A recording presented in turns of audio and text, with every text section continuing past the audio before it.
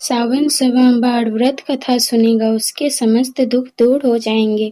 एक साहूकार था जो भगवान शिव का अनन्य भक्त था। उसके पास धन धान्य किसी भी चीज की कमी नहीं थी, लेकिन उसकी कोई संतान नहीं थी और वह इसी कामना को लेकर रोज शिवजी के मंदिर जाकर दीपक जलाता था। उसके इस भक्ति भाव को देखकर एक दिन माता पार्वती ने शिवजी से कहा कि प्रभु, यह साहूकार आपका अनन्य भक्त है, इसको किसी बात का कष्ट है तो आपको उसे अवश्य दूर करना चाहिए। शिव जी बोले कि हे पार्वती, इस साहूकार के पास पुत्र नहीं है, यह इसी से दुखी रहता है। माता पार्वती कहती है, हे ईश्वर, कृपा करके इसे पुत्र का वरदान दे दीजिए। तब भोलेनाथ ने कहा कि हे पार्वती, साहूकार के भाग्य में पुत्र का योग नहीं है। ऐसे में अगर इसे पुत्र प्राप्ति का वरदान मिल भी गया तो वह केवल 12 वर्ष की आयु तक ही जीवित रहेगा। यह सुनने के बाद भी माता पार्वती ने कहा, हे प्रभु, आपको इस साहूकार को पुत्र का वर देना ही होगा, अन्यथा भक्त क्यों आपकी सेवा पूजा करेंगे। माता के बार बार कहने से भोलेनाथ ने साहूकार को पुत्र का वरदान दिया, लेकिन यह भी कहा कि वह केवल 12 वर्ष की आयु तक ही जीवित रहेगा। साहूकार यह सारी बातें सुन रहा था, इसीलिए उसे न तो खुशी हुई और न ही दुख। वह पहले की तरह भोलेनाथ की पूजा अर्चना करता रहा। उधर सेठानी गर्भवती हुई और 9वें महीने में उसे सुंदर से बालक की प्राप्ति हुई।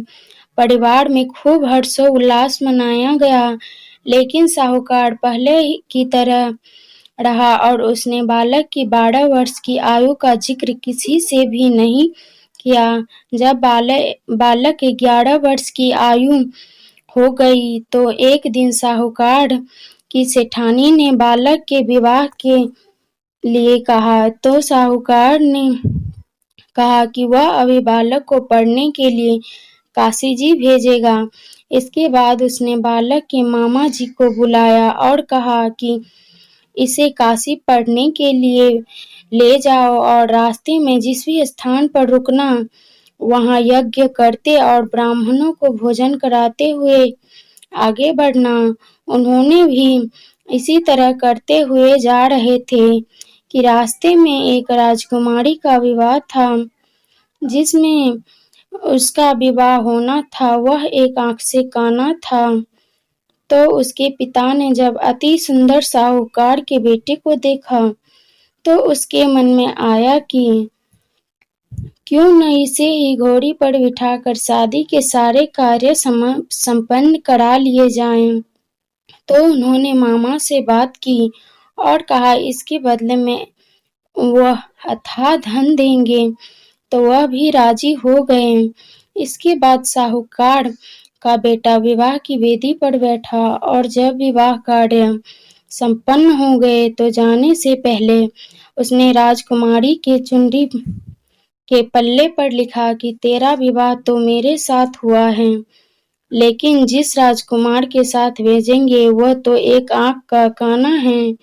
इसके बाद वह अपने मामा के साथ काशी के लिए चला गया।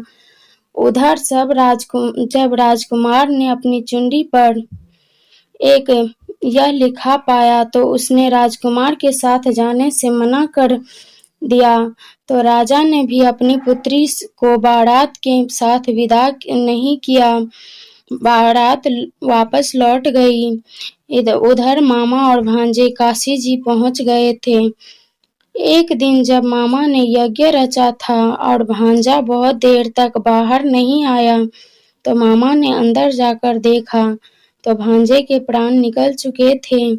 वह बहुत परेशान हुआ, लेकिन सोचा अभी रोना पीटना मचाया तो ब्राह्मण चले जाएंगे और यज्ञ का कार्य अधूरा रह जाएगा।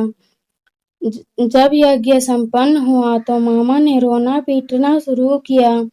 उसी समय शिव पार्वती उधर से जा रहे थे, तो माता पार्वती ने शिव से पूछा, प्रभु ये कौन रो रहा है? तभी उन्हें पता चलता है कि यह तो भोलेनाथ के आशीर्वाद से जन्मा साहूकार का पुत्र है। तब माता पार्वती कहती हैं, हे स्वामी, इसे जीवित कर दें, अन्यथा रोते रोते इसके माता पिता के प्राण निकल जाएंगे।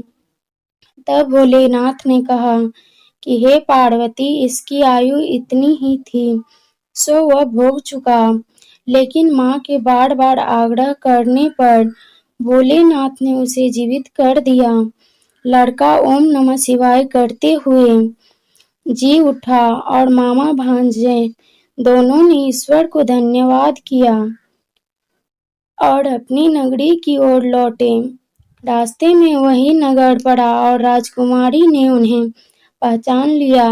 तब राजा ने राजकुमारी को साहूकार के बेटे के साथ बहुत सारे धन धान्य के साथ विदा किया।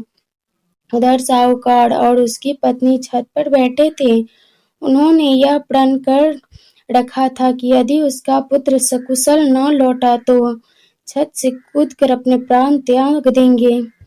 तभी लड़की के मामा ने आकर साहूकार के बेटे और बहू के आने का समाचार सुनाया, लेकिन वे नहीं माने। तो मामा ने शपथ पूर्वक कहा। तब तो दोनों को विश्वास हो गया और दोनों ने अपने बेटे बहू का स्वागत किया।